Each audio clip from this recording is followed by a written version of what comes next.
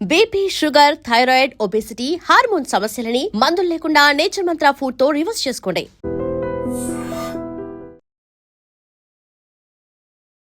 Operation Sindoor జరిగి almost 9 నెలలు గడిచినప్పటికీ ఆ యుద్ధానికి సంబంధించి సరికొత్త ప్రశ్నలు, అనుమానాలు, అభిప్రాయాలు ప్రతిరోజు కనిపిస్తూనే ఉన్నాయి. మళ్ళీ చైనా ఎందుకు వచ్చింది, మేమే దీన్ని ఆపేశాము అనేటువంటి మాట ఇంతకాలం తర్వాత చైనా నుంచి కూడా ఒక మినిస్టర్ చెప్పడం అనేది. ఆయుధాలు ఎవరు ఇచ్చారు పాకిస్తాన్కి? చైనా టర్కీ నుంచి. And China. Air defence systems అంతా చైనా నుంచి వచ్చింది. డ్రోన్స్, మిసైల్ చాలా మటుకు టర్కీ నుంచి వచ్చింది. ఆయుధాలు ఇచ్చిన వాళ్ళు యుద్ధం ఎందుకు ఆపుతారు? చైనా రోల్ దీంట్లో అర్థం కావట్లేదు. ఎందుకంటే ఇప్పుడు అందరికీ దీంట్లో క్రెడిట్ క్లెయిమ్ చేయాల్సి వస్తుంది. ఇప్పుడు ఒకసారి Chinese government and US government కూర్చొని డిసైడ్ చేయండి, మేము క్రెడిట్ క్లెయిమ్ చేయాలా, మీరు క్రెడిట్ క్లెయిమ్ చేస్తారు. కాకపోతే మనది యుద్ధ విమానాలు కూలిపోయాయి, లేకుంటే మనకి ఇంత నష్టం జరిగింది, మనకున్నటువంటి ఫెసిలిటీస్ ఇంత డ్యామేజ్ అయ్యాయి, వీటన్నిటికీ సంబంధించి బోల్డ్ అన్ని లెక్కలైతే వినిపిస్తున్నాయి. కాబట్టి అఫీషియల్గా త్రివిధ దళాల నుంచో గవర్నమెంట్ దగ్గర నుంచో ఇప్పటిదాకా రాలేదు కదా. హీట్ సీకింగ్ అక్కడికి వెళ్ళిందనమాట. కానీ నెక్స్ట్ టైం మనం అది యూజ్ చేయలేము, because we already expose the technology. ఇప్పుడు రాహుల్ గాంధీకి కానీ మిగతా వాళ్ళకి ఏం కావాలంటే మన ఎన్ని ఎయిర్క్రాఫ్ట్ పోయిందంటే then there is a count. కానీ రఫేల్ చాలా క్లియర్గా చెప్పారు, Dassault aviation not a single aircraft is lost. ఎందుకంటే మాకు తెలుసు. ఇదే రాహుల్ గాంధీ ఒక స్టేట్మెంట్ ఇచ్చారు, మీకు గుర్తుంటుంది, supreme court pulled him up for that. మన ఆర్మీ వాళ్ళని చైనీస్ ఆర్మీ వాళ్ళు వచ్చి తరిమి కొట్టారు అని చెప్పి. సో సుప్రీంకోర్టు ఆస్క్డ్ హిమ్, మీరు ఉన్నారా అక్కడ అని అడిగారు.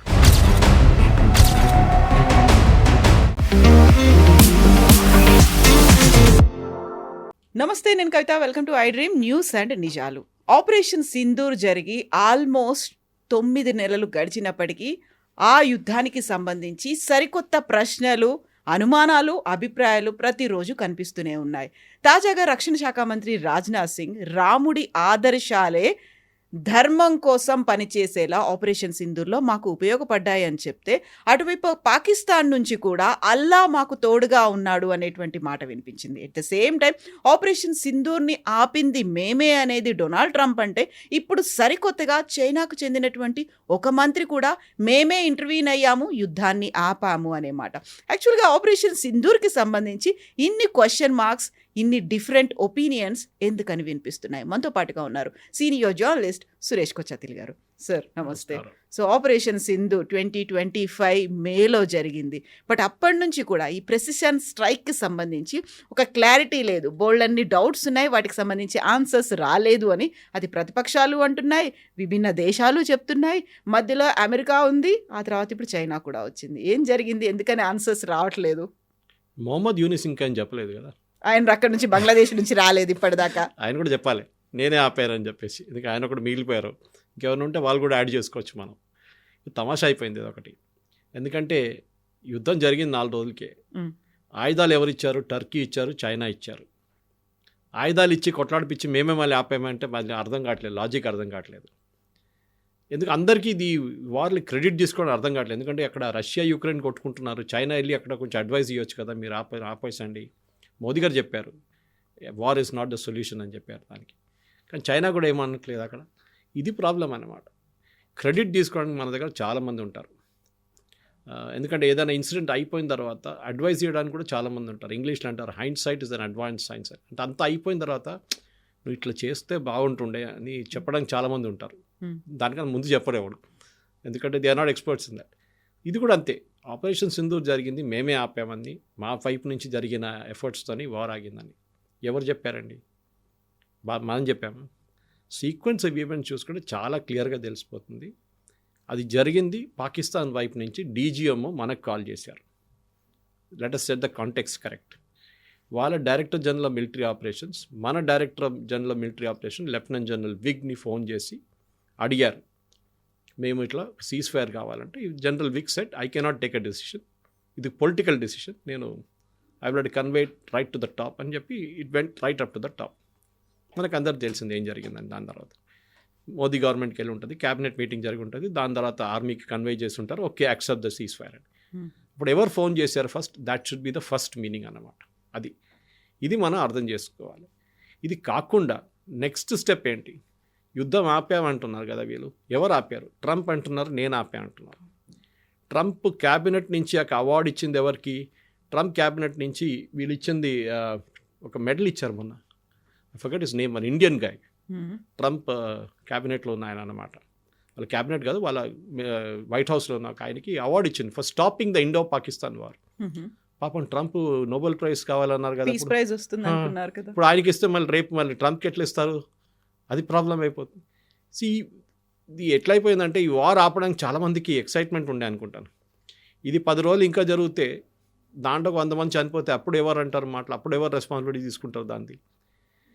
యుద్ధం ఆపడానికి మోదీ గారు ఆ రోజు నేను చెప్పినట్టు పొలిటికల్ డెసిషన్ తీసుకున్నారు. చాలామంది కోపం వచ్చింది దాంట్లో. మన వాళ్ళు కూడా చాలామంది అడిగారు, ఎందుకు ఆపారు మోదీ గారు? లాహోర్కి వెళ్ళొచ్చు కదా, కరాచీ పట్టుకోవచ్చు కదా. మన దగ్గర ప్రాబ్లం ఏంటంటే ఆర్మ్ చైర్ ఎక్స్పర్ట్స్ చాలామంది ఉన్నారు. మనం ఎప్పుడు అందరికి అడ్వైజ్ చేయడానికి చాలా ఎక్స్పర్ట్స్. మనం సోషల్ మీడియాలో యుద్ధాలు ఎట్లా నడిపించాలి, మనం మహేందర్ సింగ్ ధోనికి IPL 20, T20 చూసుకుంటే బ్యాటింగ్ ఎట్లా చేయాలని చెప్పి ఇంట్లో కూర్చొని చెప్తాం మనం వాళ్ళకి, టీవీ చూసుకుంటే. ఇది మనకున్న కెపాసిటీ. ఇది అక్కడ గ్రౌండ్లో వెళ్ళి ఆడమని చెప్పండి, అది ఇంకో గేమ్ ఉంటుంది. సో ఈ పర్టికులర్ యుద్ధంలో కూడా కవిత గారు ఒకటి, రాజ్నాథ్ సింగ్ గారి స్టేట్మెంట్ ఒకటి, అదొక మోర్ ఫిలాసాఫికల్ నోట్లో చెప్పారు. అంటే రాముడి ఐడియల్స్ ఏంటి, ఆయన ధర్మాని కోసం ఫైట్ చేసినప్పుడు ఏం చేశారు, ధర్మానికి చేసినప్పుడు ఏం చేశారు, పీస్ కావాలన్నప్పుడు పీస్ తీసుకున్నారు, ఎప్పుడు కోపం వచ్చి ఆయనకి యుద్ధం చేయాలనుకున్నప్పుడు యుద్ధం కూడా చేయించారండి. అది same thing we see in Mahabharata also. Lord Krishna అర్జునాకి ఇచ్చిన అడ్వైస్ అదే కదా. ఇక్కడ అన్న లేడు, తమ్ముడు లేడు, ఎవరు లేడు, if you see injustice you have to fight, అంతే, సింపుల్ యాజ్ దట్. ఇప్పుడు ఆపరేషన్ సింధూర్లో కూడా కవిత గారు ద ఎంటైర్ థియరీ, ఎందుకంటే మన ఆబ్జెక్టివ్ ఏముండే, ఫస్ట్ ఒక వార్ ఉన్నప్పుడు ఒక ఆబ్జెక్టివ్ ఉంటుంది, ఆ ఒపోనెంట్ని డిఫీట్ చేయాలి. చెస్ గేమ్ ఆడుతున్నప్పుడు కూడా అంతే కదా, క్రికెట్ ఆడుతున్నప్పుడు కూడా అంతే, ఆబ్జెక్టివ్ ఉంటుంది. ఈ గేమ్ మనం గెలవాలి, ఈ గేమ్ మనం బ్యాటింగ్ ఫస్ట్ చేస్తే we should win by so many runs, batting second చేస్తే we should win by so many wickets. ఇదొక ఏం ఉంటుంది టీమ్ది. దాన్ని బట్టి పిచ్ కానీ దాని తర్వాత బ్యాటింగ్ టాస్ కానీ ఎప్పుడు వచ్చినా దాన్ని ఏం చేయాలని డిసైడ్ చేస్తారు, స్ట్రాటజీ ఉంటుంది, బ్యాటింగ్ లైనప్ మొత్తం అంతా ఉంటుంది దాంట్లో. ఈ ప్రాబ్లం ఎక్కడ వస్తుందంటే ఈ ఆపరేషన్ సింధూర్లో మన first objective was to hit the terrorist base camps. మనకి 29 టెర్రరిస్ట్ బేస్ క్యాంప్స్కి మన దగ్గర డేటా ఉండే అని చెప్పి మినిస్ట్రీ చెప్పారు. మినిస్ట్రీలో బ్రీఫింగ్లో వచ్చింది చాలా క్లియర్గా. దాంట్లో మనం 8 సెలెక్ట్ చేసాం, 8 సెలెక్ట్ చేసి కొట్టాం, కరెక్ట్గా దాని మీద వెళ్ళి పడ్డది, ఇంక్లూడింగ్ ముద్రికే మిగతా ప్లేస్లన్నీ. కానీ దాని తర్వాత మనం ఏమన్నాం, that we're stopping the war అని చెప్పలేదు, అయిపోయింది. మాకు లిమిటెడ్ ఆబ్జెక్టివ్ ఉండే, we want to do only this. ఆ limited objectives we achieved. Terrorist camp destroy చేసాం, ఇక్కడ మీరు ఏం చేయకండి, మేము కూడా ఏం చేయం. కానీ పాకిస్తాన్ ఏం చేయాలి, మన టెర్రరిస్ట్ క్యాంప్ని కొట్టాలి వాళ్ళు. మన దగ్గర టెర్రరిస్ట్ క్యాంప్స్ ఉందా? లేదు, వాళ్ళ వైపు ఉంది కదా ఉంటుంది. సో వాళ్ళు ఏం చేశారు, మన మిలిటరీ అసెట్స్ మీద, మన క్యాపిటల్ అసెట్స్ మీద కొట్టడానికి ట్రై చేశారు. అది మనం we are stopped it through S-400 కానీ మిగతా ఆకాశ్ మిసైల్స్ ఆపేసుకున్నాము. 3rd డే వెయిట్ చేసి 4th డే పొద్దున మనం వాళ్ళని మొత్తం వాళ్ళ ఎయిర్ ఫోర్స్ బేస్ అన్ని ధ్వంసం చేసాం, వాళ్ళ అవాక్స్ని కొట్టాం, అన్నీ చేసాం. దాని తర్వాత immediately we call for a cease fire. చాలా సింపుల్. ఇప్పుడు దాంట్లో ప్రెసిడెంట్ ట్రంప్ ఏం చెప్పారంటే, నేను ఫస్ట్ ఫోన్ చేశాను చెప్పారు. తర్వాత when Modiji made it very clear, ఎవరు ఫోన్ చేయలేదు, ఇన్ఫ్యాక్ట్ ట్రంప్ ఫోన్ చేశారు కానీ నేను ఫోన్ ఎత్తలేదు అని చెప్పారు. బట్ ట్రంప్ ఆ తర్వాత రీట్రేట్ చేశారు, నేను టారిఫ్లను ఇంకా పెంచుతా అన్నాను, 250% పెంచుతా అంటే భయపడిపోయి వాళ్ళు ఆపేశారు అనే మాట కూడా అన్నారు. అది ఇప్పుడు ఎట్లయిపోయిందంటే ఏదన్నా నేను క్లెయిమ్ చేయొచ్చు, 500 అని కూడా చెప్పొచ్చు కదా, 250 ఎందుకు ఆపారు నాకు అర్థం కావట్లేదు. అది ఎందుకు భయపడాలి? మనం టారిఫ్ పెడతానంటే మనకు యుద్ధం ఆపేస్తామా? మనం గెలుస్తున్న యుద్ధాన్ని ఏం చేస్తాం మనం? ఇప్పుడు we will fight till the end. మనం టెర్రరిస్ట్ క్యాంప్ని కొట్టాలి, టెర్రరిస్ట్ క్యాంప్ కొట్టాం. కానీ అది కాదు కదా ఇక్కడ ప్రాబ్లం ఎక్కడ వచ్చిందంటే క్రెడిట్ క్లెయిమ్ చేయడానికి. ఎందుకంటే Trump is a character like that. ఆయన ఒక real estate professional, real estate man అని చెప్పొచ్చు. ఆయన డీల్ చేస్తాడు, ఇది ఇక్కడ పెట్టి నేను ఇస్తున్నాను, నాకే ఇస్తా చెప్పు, ఇది అట్లా మాట్లాడతా. లాంగ్వేజ్ వాళ్ళది అట్లా ఉంటుంది, రియల్ ఎస్టేట్ వాళ్ళది. ఇది కూడా అదే లాంగ్వేజ్ మాట్లాడుతున్నాను. నేను సీజ్ ఫైర్ ఆఫర్ చేశాను, సీజ్ ఫైర్ కాకపోతే ఇది చేస్తా అని చెప్పాను, దానికోసం అట్లా జరిగింది. ఒక మెచ్యూర్ పొలిటికల్ లీడర్ ఎప్పట్లో మాట్లాడదు. చూడండి, మేము మాట్లాడాము వాళ్ళతోని, ఇద్దరితో ఎక్స్ప్లెయిన్ చేసాము, యుద్ధం ఆపితే బాగుంటుంది, ఇది ఇంకా ముందుకెళ్తే చాలామందికి ప్రాబ్లం వస్తుంది, వీ టాక్డ్ అబౌట్ ఇట్ అని చెప్పొచ్చు. దాంట్లో అన్నిటికంటే ఇంపార్టెంట్ కవిత గారు ఎవరికి ఫోన్ చేశారు చూడండి, పాకిస్తాన్ వైపు ఎవరికి ఫోన్ చేశారు? The Trump himself side Asim మునీర్కి ఫోన్ చేశారు, ఆర్మీ చీఫ్కి. మీరు ఇండియా వైపున ఎవరికి ఫోన్ చేశారు? ఫస్ట్ మోదీ గారు ట్రై చేశారు, మోదీ గారు దొరకకపోతే then they spoke to Ajit Doval. చూడండి పొలిటికల్ డిసిషన్ మేకింగ్. అక్కడ ఆర్మీ చీఫ్ ఫోన్ చేశారు, షబాజ్ షరీఫ్ కాదు. బికాజ్ వాళ్ళకి తెలుసు వాళ్ళ కంట్రీ ఎవరు నడిపిస్తున్నారు. Pakistan runs because of army and Allah, simple as that. అక్కడ పాకిస్తాన్లో ఆర్మీ నడిపిస్తారు, దాని తర్వాత వాళ్ళ రిలీజన్ వస్తుంది నెక్స్ట్. సో వాళ్ళు ఫోన్ చేసి షబాజ్ షరీఫ్కి ఫోన్ చేశారు, చేయకుండా అసీం మునీర్కి ఫోన్ చేశారు. అసీం మునీర్ న్యాచురల్ షబాజ్ షరీఫ్ దగ్గర చెప్పుంటారు, వాళ్ళు సీజ్ ఫైర్ అడుగుతున్నారు, సీజ్ ఫైర్ తీసుకోమంటే ఏం చెప్తారు? ఇన్ఫార్మ్ డీజీఎంఓ అంటారు. వాళ్ళ డీజీఎంఓకి చెప్పారు, ఆయన మనకు. So this is a sequence అనమాట. దాంట్లో దుంకి క్రెడిట్ తీసుకోవడము, మళ్ళీ మొన్న మెడల్ ఇవ్వడం, ఇంకొక ఆయనకి మెడల్ ఇచ్చాడు దానికి. దాని తర్వాత చెప్పారు కదా 7 ఎయిర్క్రాఫ్ట్లు కొట్టుపడేసాను. ఇవాళ దగ్గర ట్రంప్ చెప్పట్లేదు ఎవరు ఎయిర్క్రాఫ్ట్లు అని చెప్పేసి. రఫేల్ కూడా కూలిపోయింది అనేది కూడా ట్రంప్ కూడా చెప్పారు కదా అదే మాట. ప్రతి రఫేల్కి ఒక కీ ఉంటుంది. కీ అంటే మన నార్మల్ ఫిజికల్ కీ కాదు, ఒక డిజిటల్ కీ ఉంటుంది. కోడ్ వర్డ్ కాదు, అప్గ్రేడేషన్ ఆఫ్ సాఫ్ట్వేర్ కోసం. అది మనకి ఫస్ట్ సెట్ ఆఫ్ ఎయిర్క్రాఫ్ట్లు 36 ఎయిర్క్రాఫ్ట్లో Dassault aviation, that's a parent company, మనకు సైన్ చేసిన కాంట్రాక్ట్లో చిన్న ఒక లోపం ఉండేది. They didn't give us a key for it. ఈ కీతోని మీరు మీ మిసైల్స్ సిస్టమ్ కూడా అప్గ్రేడ్ చేసుకోవచ్చు. అంటే మీ వింగ్స్ కింద ఉన్న మిసైల్ లోడ్ చేయడానికి పాడ్స్ ఉంటుంది. అది ఒక స్టాండర్డ్ పాడ్ ఉంటుంది, ఇంత లెంగ్త్ ఇంత విడ్త్ దాంట్లో పెట్టుకోవచ్చు, దాని కింద ఇంత వెయిట్ దాకా తీసుకుంటుందని. మీరు ఎక్సెస్ పెట్టలేదు కదా, వింగ్ పడిపోయి వింగే ఇరిగిపోతుంది. అది దానికి మార్చడానికి కూడా ఈ కీ కావాలి మనకి, సాఫ్ట్వేర్ కీ. అది మనకి ఇవ్వలేదు. కానీ అక్కడ కూర్చొని డసా ఏవియేషన్కి మన దగ్గర ఉన్న ఎయిర్క్రాఫ్ట్ ఎక్కడుందని కూడా చెప్పగలరు వాళ్ళు. మన జీపీఎస్ లాగా, just like GPS we can say where did you park your car yesterday. వాళ్ళ దగ్గర డేటా ఉంటుంది. సో డసా క్లియర్గా చెప్పారు, 1 ఎయిర్క్రాఫ్ట్ హ్యాడ్ అన్ ఇష్యూ. ఒక ఎయిర్క్రాఫ్ట్కి 19,000 ఫీట్లో ఒక ఇష్యూ ఉండే, దించి కిందకి తీసుకొచ్చారు, దాన్ని రిపేర్ చేసి second day they all flew. This is exactly air marshal Bharti చెప్పారు ప్రెస్ కాన్ఫరెన్స్లో ఆ రోజు. Next day all our pilots flew అని చెప్పారు. అది all is very important. All word is చాలా, ఎందుకంటే మీడియాలో మనం ఒకసారి మిస్ అయిపోతాం అది. కానీ all our pilots flew the next day అన్నమాట. We didn't lose a single pilot. ఎందుకంటే మన దగ్గర కవిత పాకిస్తాన్ లాగా కాదు. ఒక ఎయిర్క్రాఫ్ట్ కూలి కింద పడితే వీడియో తీసుకోవడానికి 10 మంది ఉంటారు. ఊరోళ్ళు, ఆ పక్కన ఉన్న వాళ్ళు అందరి దగ్గర మొబైల్ ఫోన్ ఉంటుంది. ఆ పైలట్కి ఏమైనా అయిందనుకొని దానికి సపోజ్ ఈ పాస్ట్ అవే, ఆయన చనిపోతే పెద్ద ప్రాసెస్ ఉంటుంది, దానికి ఫ్యూనరల్ ఉంటుంది, స్టేట్ ఫ్యూనరల్ ఉంటుంది, అన్నీ చేస్తారు వీళ్ళు, మిలిటరీ ఆనర్స్ ఉంటుంది. మనం ఏం చూడలేదు అది. మన దాంట్లో కార్గిల్ వార్లో కూడా చూడండి, పాకిస్తాన్ వాళ్ళు వాళ్ళ చనిపోయిన సైనికులు తీసుకెళ్ళలేదు, వాళ్ళు డెడ్ బాడీ అక్కడే పడేసి వెళ్ళిపోయారు వాళ్ళు. No army will do it. ఒక ప్రొఫెషనల్ ఆర్మీ ఫోర్సెస్, ఆర్మీ అంటే ఫోర్సెస్, ఎవరు వాళ్ళ సోల్జర్స్ని అక్కడ పడేశారు. లెఫ్టినెంట్ కాలియా కోసం మన ఎన్ని రోజులు ఆయన బాడీ కోసం, వాళ్ళ టీం బాడీ కోసం మనం దేవులాడు 45 రోజుల తర్వాత దొరికింది మనకు ఆ బాడీ. అది lieutenant Kalia was the first person to be killed in Kargil war. ఇది చాలా ఇంపార్టెంట్. సో మన దగ్గర ఉన్న ప్రొఫెషనల్ ఆర్మీ సిస్టమ్ పాకిస్తాన్లో లేదు. Pakistan army is politicised. వాళ్ళు ఫస్ట్ ఏం చేస్తారు, ఆర్మీలో ఒక మీరు మేజర్ జనరల్ లెవెల్లో రాగానే లండన్లో ఒక పెద్ద ఇల్లు తీసుకుంటారు, దానికి ఏజెంట్లు ఉంటారు డబ్బులు కట్టడానికి రెడీగా. Pakistan army totally compromise. So మేము వార్ ఆపాము, మేము చెప్పాము, దానికోసం ఇండియా ఆపేశారు. ఇదే ఆయన థాయిలాండ్లో ట్రై చేసిండు, థాయిలాండ్ కంబోడియా కొట్టుకుంటే మేము వెళ్ళి చెప్పేసాము ఆపేసేయండి అని చెప్పి అందరూ ఆపేశారండి. మళ్ళీ మొదలైంది, మళ్ళీ అన్నాడు మేము పంపిస్తున్నాం మనుషులని చెప్పాడు, వాళ్ళు మళ్ళీ కొట్టుకున్నారు. మొన్న సుడాన్లో అదే జరిగింది. సుడాన్ నుంచి ఎవరో ఇద్దరిని తీసుకొచ్చి వైట్ హౌస్లో కూర్చోబెట్టి సంతకం చేయించాడు. తర్వాత అడిగితే వాడెవడు నాకు తెలియదు, వీడెవడు నాకు తెలియదు అంటారు వాళ్ళిద్దరు. So who are those 2 people, God only knows. ఈ ఇమేజరీ కోసం, ఫోటో ఆప్ అంటాం చూడండి మనం, ఫోటో ఆప్ కోసమే ట్రంప్కి ఇది అన్ని చేస్తారన్నమాట. ఆయనకి కావాల్సింది that he wants photo opportunities. దానికోసం ఎవరినైనా తీసుకొచ్చి అక్కడ కూర్చోబెట్టి సంతకం చేయడం, నేనే చేశాను నేనే అన్నీ ఆపాను, యుక్రెయిన్ రష్యా వార్ నేనే ఆపాను.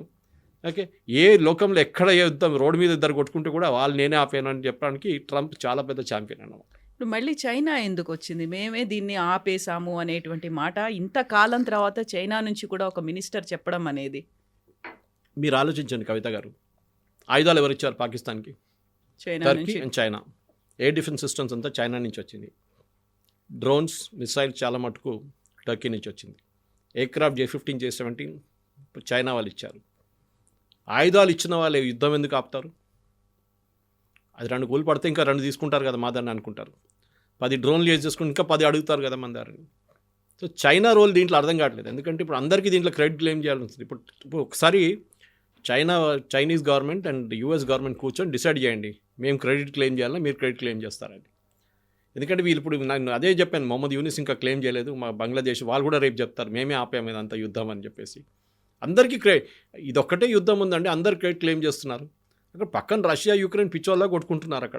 అక్కడ వెళ్ళి ఆపండి కొంచెం, వాళ్ళకి చెప్పండి ఎందుకు ధైర్యం చేయలేక. 1,00,000 మంది అక్కడ చనిపోయారు, 1,00,000 మంది ఇక్కడ చనిపోయారు అంటారు. బాక్సింగ్ రింగ్లో లాస్ట్ 14th రౌండ్లో ఎట్లా ఉంటారు చూడండి, మొత్తం టైర్డ్ అయిపోయి కింద పడిపోయారు, ఆ పరిస్థితికి వచ్చేసారు ఇద్దరు. అప్పుడు కూడా నడుస్తుంది యుద్ధం, అక్కడ ఆగట్లేదు. సో ఈ క్రెడిట్ క్లెయిమ్ చేయడంలో చైనీస్ వాజ్ రియలీ లాఫబుల్. ఎందుకంటే అర్థం కాదు. అప్పుడు ట్రంప్ మళ్ళీ కూడా మనం ఒక బెనిఫిట్ ఆఫ్ డౌట్ ఇవ్వచ్చు, కానీ ఈ చైనీస్ వాళ్ళు ఎక్కడి నుంచి వచ్చారు, వాళ్ళకి ఏం దీంట్లో లాజిక్ ఎక్కడ, వాళ్ళకి మనతో మాట్లాడడానికి first of all China doesn't have proper diplomatic relations మనతో, చైనాతో ఇప్పుడు దాకా లేకుండే. యుద్ధం తర్వాతనే కదా SCO సమ్మిట్ జరిగిన తర్వాతనే కదా అంతా మనం కొంచెం డెవలప్ చేసాం. వాళ్ళ దగ్గర వీసాలు కూడా ఇవ్వట్లేదు చాలా సంవత్సరాల నుంచి మన వాళ్ళు చైనీస్ ఆఫీషియల్స్కి. ఈ పరిస్థితిలో కవిత గారు చైనా చేసిందని చెప్పి ఇట్స్ లాఫబుల్, US చెప్పింది దానికన్నా పెద్ద జోక్ అది. మనం అన్ని లైట్ తీసుకోవాలి. మోదీ గారు పార్లమెంట్లో స్టేట్మెంట్ ఇచ్చారు. నిన్న కూడా ఒక ట్వీట్ చూశాను నేను, ఏదో కాంగ్రెస్ స్పోక్స్ పర్సన్ది జయరాం రమేష్ గారు. అది ఏంటి చైనా చెప్పారు, మీరు క్లారిఫై చేయాలి. ఎందుకు చేయాలండి? అన్నీ రోడ్డు మీద నడుస్తుంటే ఏనుగు పోతుంటే వెనక కుక్కలు మొత్తునే ఉంటుంది, ఏనుగు చూస్తుందా, ఎందుకు చూస్తున్నావు అని చెప్పి అడుగుతుందా?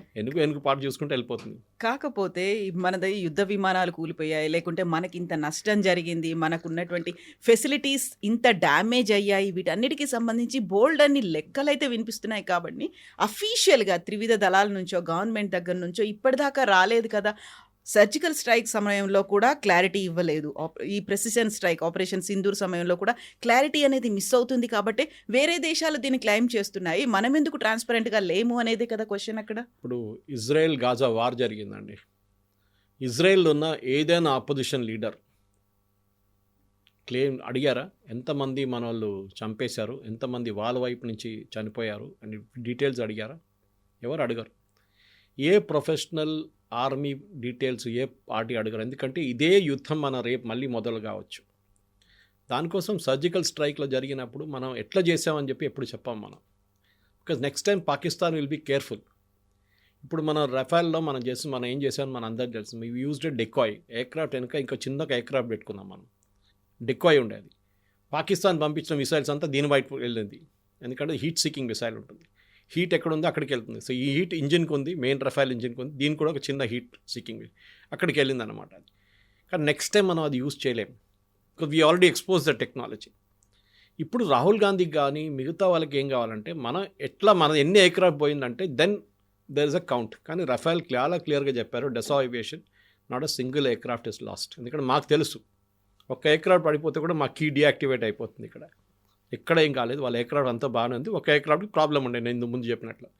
అది కాకుండా పాకిస్తాన్ అంటున్నారు మా సర్గోదా బేస్ హిట్ చేశాను, వాళ్ళ ప్రధానమంత్రి అన్నారు, వాళ్ళ ఫారెన్ మినిస్టర్ మొన్న అన్నారు దట్ మాకు మొత్తం అవాక్స్ 2 పోయినాయి మాదంట. ఎయిర్ బోల్డింగ్ వార్నింగ్ సిస్టమ్ ఎయిర్క్రాఫ్ట్, పెద్ద ఎయిర్క్రాఫ్ట్ అది 30,000 35,000 ఫీట్ల ఫ్లై అవుతుంది. అది మాకు బేస్లో పెట్టాము, రిపేర్ కోసం వచ్చింది, అది పోయింది. దాంతోపాటు వాళ్ళు రిపేర్ చేశారు, రన్వే రిపేర్ చేశారు వాళ్ళు.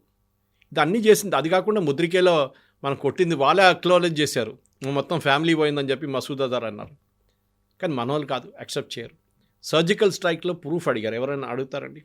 ఎందుకు మరి బాలాకోట్లో స్ట్రైక్ జరిగినప్పుడు కొన్ని చెట్లు కొట్టేశారని చెప్పి రాహుల్ గాంధీ, అరవింద్ కేజ్రీవాల్ స్టేట్మెంట్ ఇచ్చారు. ఎట్లాంటి బాంబ్ యూజ్ చేశాము? Bunker buster bomb. అదే బాంబ్ హెజ్బుల్లా చీఫ్ నస్రుల్లా వ్యతిరేకంగా వాడారు ఇజ్రాయెల్. 4-5 ఫ్లోర్లు డ్రిల్ చేసుకుంటే లోపల వెళ్ళి కొడుతుంది ఆ బాంబ్. అది బయట నుంచి బిల్డింగ్ అట్లనే ఉంటుంది చూడ్డానికి, లోపల వెళ్ళి ఇంప్లోడ్ అవుతుంది అది. And we use the same bomb, striker bomb in Balakot. Proof కావాలంటే అంటే అక్కడ వెళ్ళి వీడియోలు తీసుకొని రాహుల్ గాంధీ గారి కోసం తీసుకొచ్చి మళ్ళీ ఇక్కడ చూపించాలండి. రేపు మనకి first of all we are shot from the air. ఏముంటుంది షాట్? అది మనకు విజిబిలిటీ ఉంటుంది, బాంబ్ వచ్చి ఉంటుంది, షాట్ ఉంటుంది అంతే. మనం we don't want to show. వాళ్ళు అక్నాలెడ్జ్ చేస్తున్నారు. దాని తర్వాత ఆ ఏరియా నుంచి ఈ పర్టికులర్ బాలాకోట్ అని చెప్పే ప్లేస్లో ఒక ట్రైనింగ్ సెంటర్ ఫర్ టెర్రరిస్ట్, అందరికి తెలిసింది అది, వాళ్ళు కూడా అక్నాలెడ్జ్ చేశారు.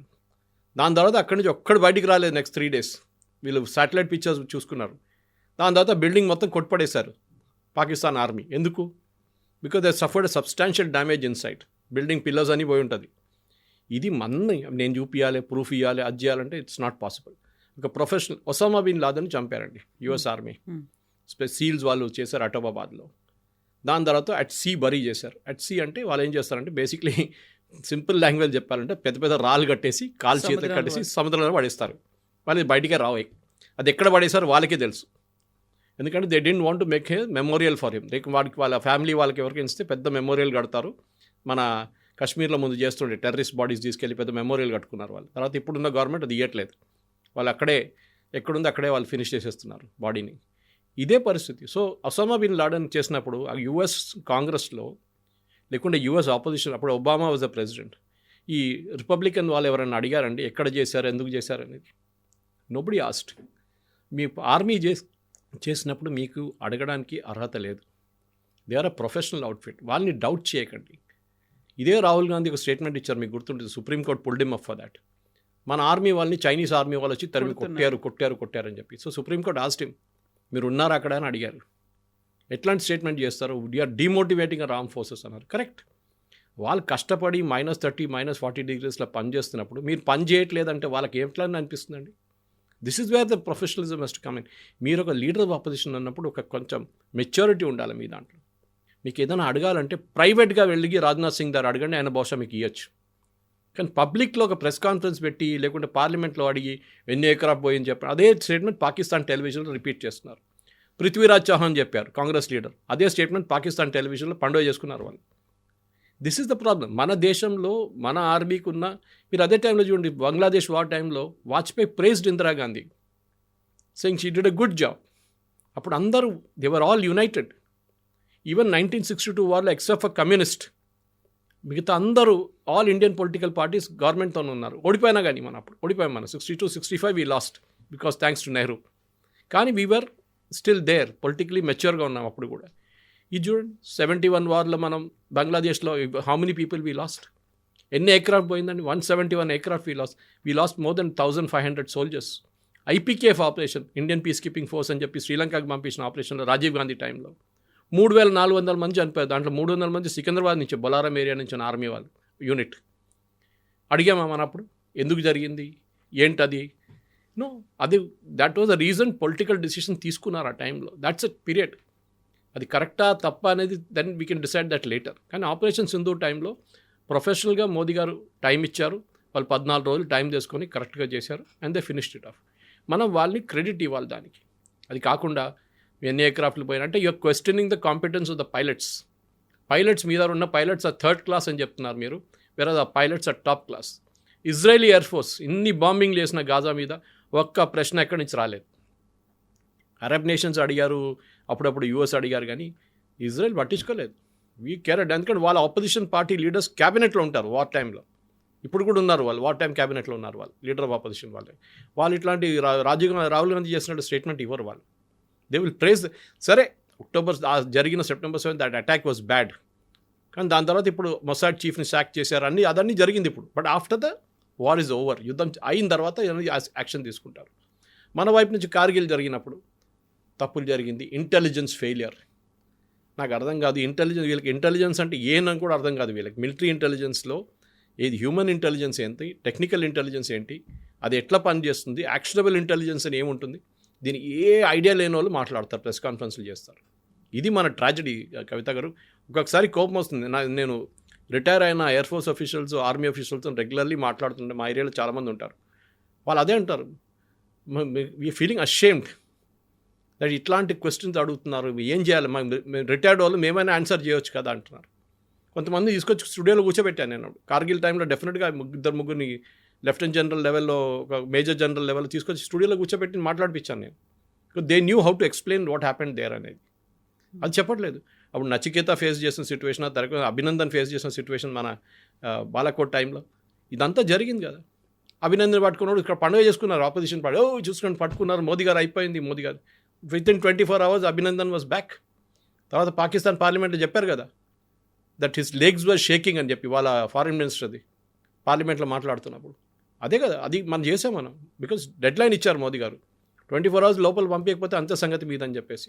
And US acknowledged it that all Indian missiles are pointing towards Pakistan అని. They knew the end result ఏమవుతుంది అనేది. సో మన ఆర్మీని మనం రెస్పెక్ట్ చేద్దాం కవిత గారు. ఈ చైనా వాళ్ళు క్లెయిమ్ చేసే కానీ, అంటే చైనీస్ని బిలీవ్ చేస్తున్నామా, యూఎస్ని బిలీవ్ చేస్తున్నాం, మన ఆర్మ్ ఫోర్సెస్ని బిలీవ్ చేస్తున్నాం. మన పొలిటికల్ ఎస్టాబ్లిష్మెంట్ దీని న్యూస్ ఇవ్వక్కర్లేదు. Army has given, general Chauhan చాలా డీటెయిల్ స్టేట్మెంట్ ఇచ్చారు, ఎయిర్ ఫోర్స్ చీఫ్ మాట్లాడారు దీని గురించి. అది కాకుండా నేవల్ నేవల్ ఆపరేషన్స్ చాలా కన్స్ట్రైన్డ్గా ఉన్నాయి, వాళ్ళది ఎక్కువ చేయలేదు వాళ్ళు. వీళ్ళిద్దరు చాలా డీటెయిల్గా బ్రీఫింగ్ ఇచ్చారు. దానికన్నా ఎక్కువ మనం చెప్పక్కర్లేదు. Some things cannot be said, చెప్పకూడదు కూడా ఏం జరిగింది వార్ ఫ్రంట్లో అని. Yes, sir. Thank you so much. Thank you very much. Thank you. And for more videos, Please subscribe to iDream. Please subscribe to iDream. Please subscribe iDream. And please subscribe to iDream.